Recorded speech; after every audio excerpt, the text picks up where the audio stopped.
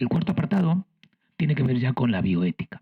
¿Vale? Ya sabemos lo que es la moral, ya sabemos lo que es la ética, que es nuestro cuestionamiento de nuestras costumbres morales, y ahora vamos a hablar de la bioética.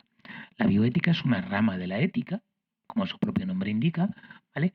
Y que tiene que ver con el estudio sistemático de la conducta humana en el área de las ciencias humanas y de la atención sanitaria, a la luz de los principios morales. Esa es la definición de Van Rensselaer-Potter, ¿vale? De 1971, que es un poco cuando empieza a surgir la idea de la bioética, o sea, de la ética aplicada a, sobre todo a medicina, venga, a la atención sanitaria. Esta ética ya estaba en el Corpus Hippocraticum del médico Hipócrates del siglo V a.C., ¿vale? Cuando se planteaban cómo curar a las personas y si había derecho o no había derecho moral a hacer determinados comportamientos o determinadas acciones con ellos. Todos habéis oído hablar del juramento hipocrático, que es el de salvar la vida de las personas por encima, bla, bla, bla. Bueno, pues, aunque existen desde el siglo V a.C. este tipo de preocupación, ¿vale? Hace 2500 años, en realidad es en el siglo XX, a partir de los años 60, cuando se empieza a cuestionar un poco la necesidad de establecer unos principios éticos aplicados a la atención sanitaria. Por ejemplo, en 1962 se publican los criterios de selección de los candidatos a diálisis renal. Es decir, yo tengo que publicar unas condiciones que tienen que cumplir aquellas personas que quieren acceder a la diálisis renal. Es decir, estoy haciendo una discriminación, ¿vale? Estoy seleccionando. En el 67 se realiza el primer trasplante cardíaco, que es poner un corazón, ¿vale? En el 75 los padres de Karen Kinland piden que la desconecten de un respirador que la mantiene con vida. Y durante esta pandemia ha habido que estar eligiendo a quién se le ponía un respirador, y al elegir un respirador estabas negándoselo a otro, ¿vale? Es una decisión del tipo del tranvía que decíamos antes. Otra serie de situaciones que ocurrieron también en los 60 o se descubrieron en los 60 son experimentos con personas, que también se empiezan a plantear a raíz de aquí. En la escuela de Willowbrook, durante el siglo XX, se estuvo contagiando intencionadamente a niños huérfanos con deficiencia mental para ver cómo evolucionaban. Se les contagiaba de hepatitis, para ver cómo evolucionaba la hepatitis sin ningún tipo de tratamiento. Estados Unidos, Nueva York, años 60, hace 50 años. El experimento de Tuskegee en Alabama, ¿vale? Se negó sistemáticamente desde los años 30 hasta los años 60 el tratamiento de antibióticos a afroamericanos para ver cómo avanzaba la sífilis sin ningún tipo de tratamiento. Estudios con nombres, con apellidos, con síntomas, ¿vale? Durante 30 años se estuvo estudiando, ¿vale? Haciendo experimentación humana pura, pero pura. Los ensayos clínicos de tipo 2 que se hacen hoy, de tipo 3 con personas, están regulados. Esto no estaba regulado, esa va a ser un poco la diferencia. Por eso la bioética es lo que ha generado. Los problemas bioéticos actuales los podemos clasificar en distintos tipos, ¿vale? Problemas al inicio de la vida, como los abortos, ¿no? Simplemente lo más sencillo, o como la fecundación in vitro, o la manipulación genética de un embrión. Problemas durante el desarrollo de la vida, los trasplantes, o la selección, como os decía antes, o la intubación, o la sedación, o el derecho a la información, o problemas al final de la vida, como sobre todo la eutanasia, o el suicidio asistido, o la no reanimación, ¿vale? O la donación o no donación. De entre ellos nos vamos a encontrar varios en nuestro trabajo como TCAES, ¿vale? Como técnicos en cuidados auxiliares de enfermería, sobre todo porque son muy frecuentes el de la eutanasia y el derecho a la información. Ya los hemos visto en clase de psicología, pero bueno, para agruparlo, meterlo aquí dentro del problema, lo he vuelto un poco a repetir, aunque lo pasaré un poquito rápido. En cuanto al derecho a la información, es obvio que el paciente tiene un derecho a conocer su estado de enfermedad, ¿vale? De salud de enfermedad.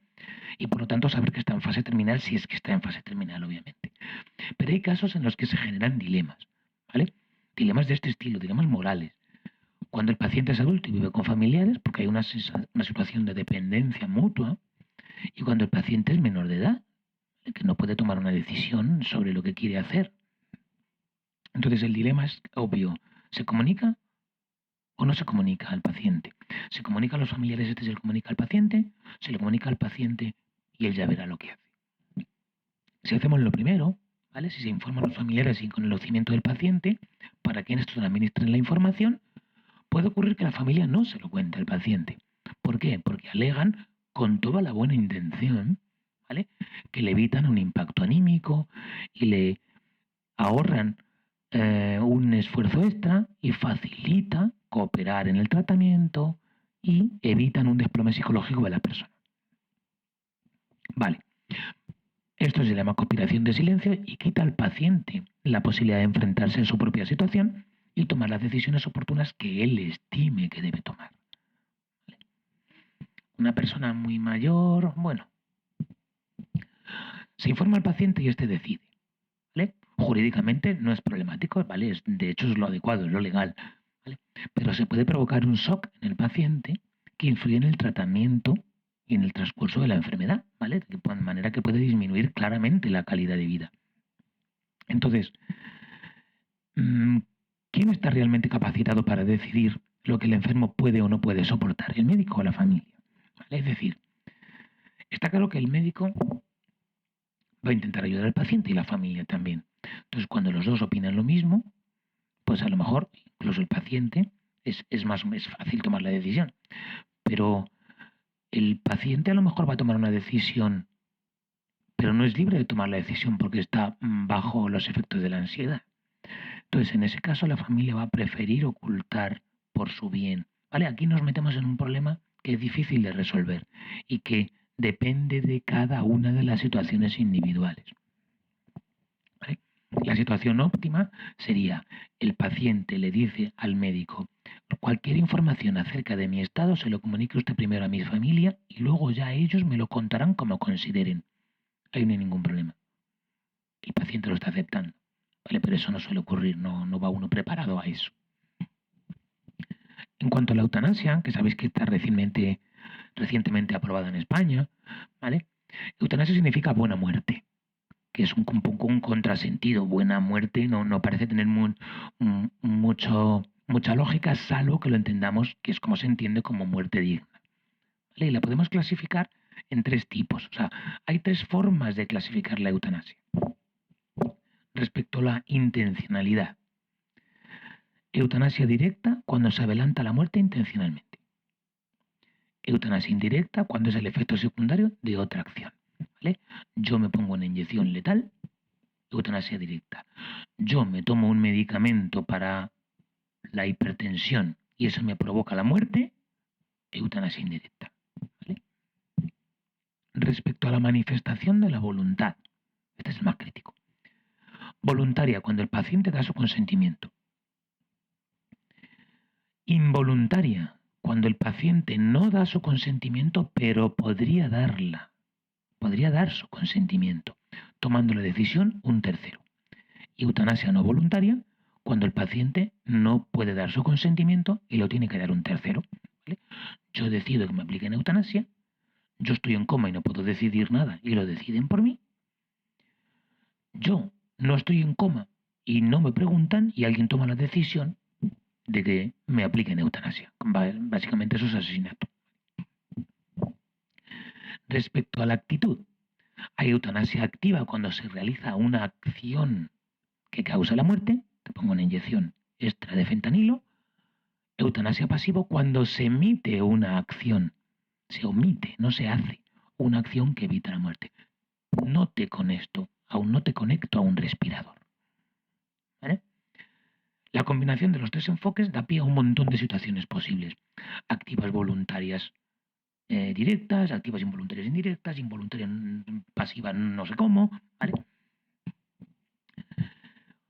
Vamos a mirarlas un poquito por encima todos. En el caso de las involuntarias, obviamente son todas ilegales, excepto las indirectas, porque no hay intencionalidad. Recordad que hablamos de que hacía falta una intencionalidad para poder juzgar un acto como moral o inmoral. Si yo te doy un medicamento para tratarte una enfermedad e indirectamente te causa la muerte, ¿vale? Obviamente ha sido involuntaria. Tú no has pedido la eutanasia. Obviamente no es no voluntaria. No ha intervenido la voluntad. Con lo cual es una involuntaria, pero no es problemática porque es no intencional. ¿Vale? En los que vimos en clase sobre el tercer escalón de la analgesia o de la sedación.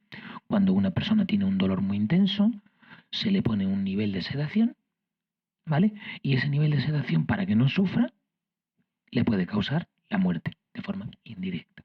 Sería una eutanasia involuntaria indirecta.